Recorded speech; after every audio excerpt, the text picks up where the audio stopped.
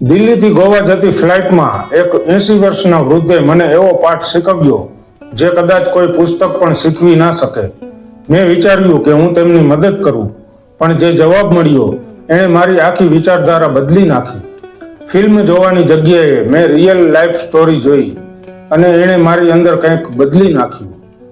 એક સામાન્ય ફ્લાઇટ, એક અસામાન્ય મુલાકાત અને એક એવો પાઠ જે તમારું જીવન બદલી શકે. નમસ્કાર દોસ્તો, મારી ચેનલમાં તમારું સ્વાગત છે. મારી ચેનલમાં નવા છો તો મારી ચેનલને લાઈક કરો, શેર કરો અને સબસ્ક્રાઈબ કરો. તો ચાલો શરૂ કરીએ આજની વાર્તા. દિલ્હીથી ગોવા જવાની ફ્લાઇટમાં મારી સાથે બેઠેલા એક વૃદ્ધ કપલ મળ્યા. 80 વર્ષની ઉંમર હશે અને પત્ની 75ની હશે. ઉંમરની અસર તો સ્પષ્ટ દેખાતી હતી, પણ બંને ખૂબ જ આરામદાયક અને આત્મનિર્ભર લાગતા હતા. તેમની શારીરિક સ્થિતિ છોડી દો જેથી તેઓ સંપૂર્ણ સ્વસ્થ દેખાય. વૃદ્ધની પત્ની બારી પાસે બેઠી હતી. વચ્ચે વૃદ્ધ અને હું કિનારાની સીટ પર. જેવું જ વિમાન ઉડ્યું, તેઓ તેમની બેગમાંથી કેટલાક ખોરાકની સામગ્રી કાઢીને આરામથી જમવાનું શરૂ કર્યું. વિમાનમાં જમવાનું શરૂ થતાં જ તેઓએ રાજમા ચોખા મગાવ્યા. હું પણ ખાવાનો વિચાર કરતો હતો અને ખબર પડી કે મેં પાસ્તા કેમ મગાવ્યા. અને પછી તરત જ મને લાગ્યું કે તેમની પાસેથી મારા કરતાં સારી પસંદગી છે. ઠીક છે, લંચનો સમય અને મેં વિચાર્યું કે પાસ્તા સારા રહેશે.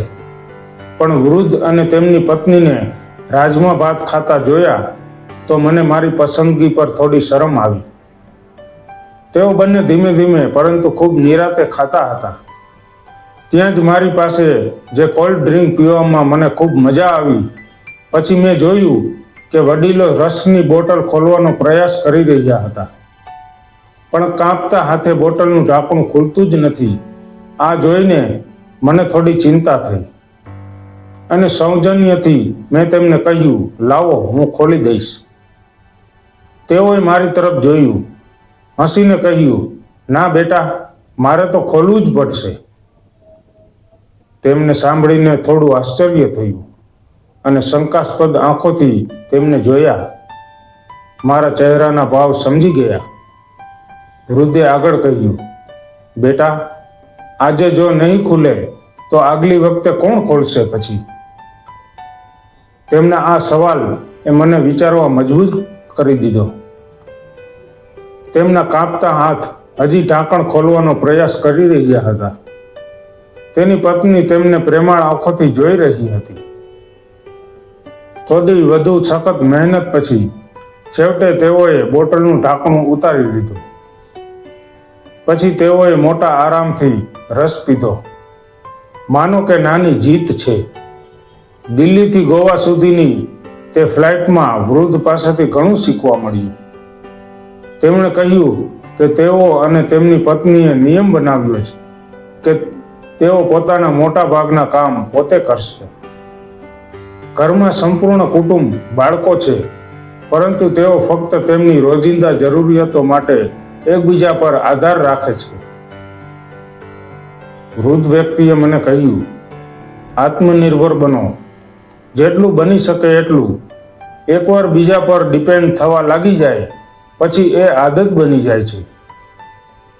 અને જ્યારે બીજાને ચાલવા માટે સાથ આપવો પડે ત્યારે સમજી લેવું કે જિંદગી ખતમ થવાની આરે છે.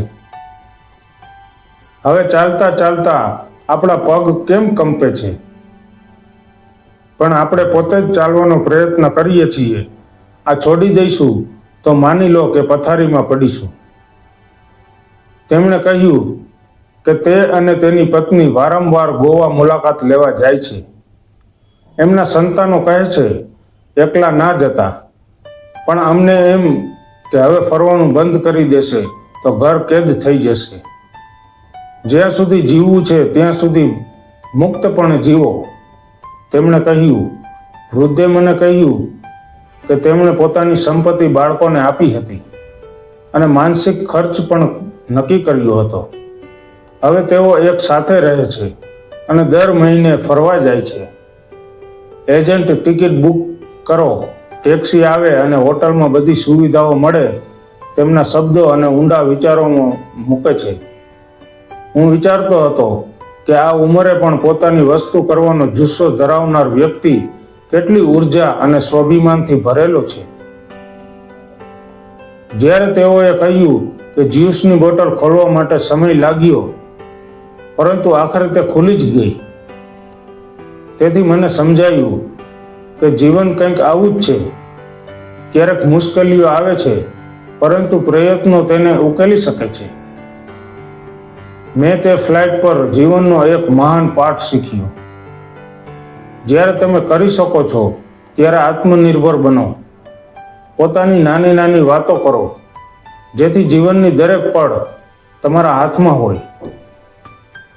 સફર દરમિયાન હું ફિલ્મ જોવાની યોજના કરતો હતો, પણ ત્યાં મને વાસ્તવિક જીવનની ફિલ્મ જોવા મળી.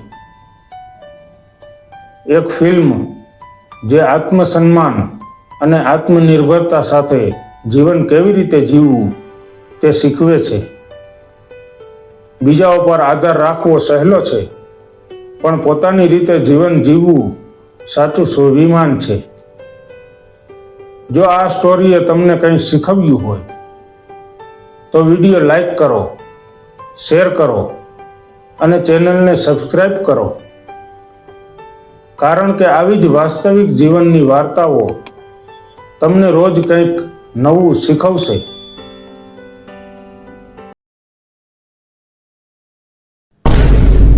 આ વિડીયો તમને ગમ્યો હોય તો મારી ચેનલને લાઈક કરો, શેર કરો અને સબસ્ક્રાઈબ કરો.